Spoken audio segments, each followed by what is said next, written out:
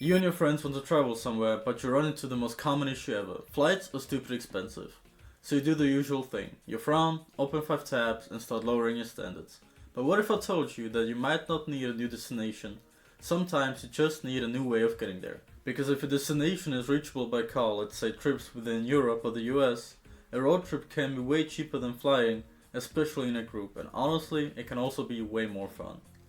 Quick disclaimer, this is not really for solo travelers. This is gonna work best if you're 3 or 4 people in one car splitting the cost. Let me give you an example of this. Let's say you're in Munich, Germany and you want to get to Nice, France. Well, flights during July or August are easily gonna cost you right around 200 euros per person, then you add luggage and a seat reservation and get to a total of 1100 euros for 4 people. If that feels too expensive for you, driving could actually be the better move. And I know what you're thinking right now. Bro, that's a 10+ hour drive. Yes, and that's exactly why you don't treat it like just a drive. You treat it like a mini trip inside the trip.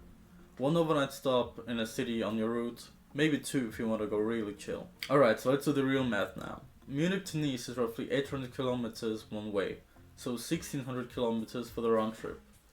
Even with a quite high fuel consumption of let's say 10 liters per 100 kilometers and a diesel price of €1.70 per liter, you're looking at around 270 euros for fuel there and back.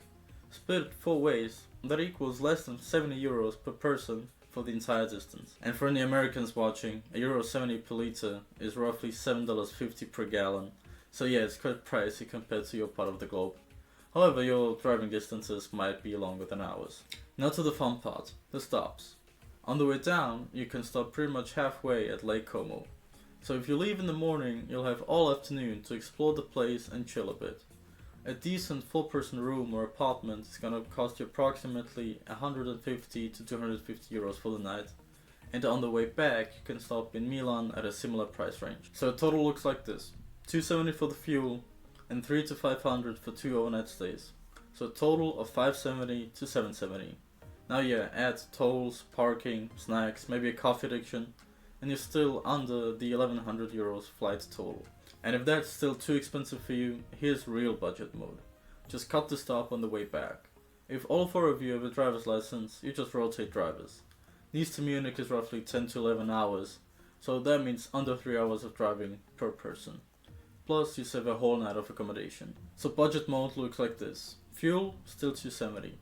1 overnight stay instead of 2, 150 to 250. Bringing your total down to 420 to 520 euros, plus tolls, parking and snacks. For 4 people it's basically roughly 100 to 130 euros plus tolls, which now holds up really well against the flight's price. If that sounds good to you, feel free to like the video. And the difference is, you didn't just save money. You basically bought yourself and added an extra destination completely for free. Here's something else to consider. This works even better if your destination doesn't have an airport itself. Because in that case, the flight cost isn't just the flight, it's the flight plus buses, trains, transfers, and maybe even a rental car anyway. So yeah, flying might be faster, but when prices are high, a road trip can be cheaper, more flexible, and more memorable. But isn't it exhausting? Okay, fair question. Sitting in a car for hours might not be everyone's dream. That part obviously is subjective. But let me tell you something, if you're a group of young guys or girls, this might actually be genuinely one of the most fun and coolest things you could do. Because a road trip with your best friends isn't just transport. It's listening to the music you want, arguing over who's gonna drive next, stopping at a random gas station to get a snack and a coffee, laughing at the dumbest jokes, and then arriving somewhere new, feeling like you've already experienced the whole story before you even check in. And the best part is you can choose the route yourself. If you want mountains, you take the mountain route. If you want lakes, you take the lake route. And you're not stuck to an Apple timetable and an overpriced sandwich. Okay, final disclaimer. This won't work well if you're traveling alone, if you have 0 time or flexibility to either add 1 or 2 days to the trip, or cut the original destination shorter, or if you need to rent a car for this whole thing. But if you're 3 to 4 people in one car and flights are expensive, the road trip becomes a serious option. And I think way too many people, especially young people, miss out on this because we're used to flights being the standard. But sometimes spending less can actually give you more. More freedom, more memories, and more adventure. So this is my call to the younger generations, but honestly anyone intrigued by this.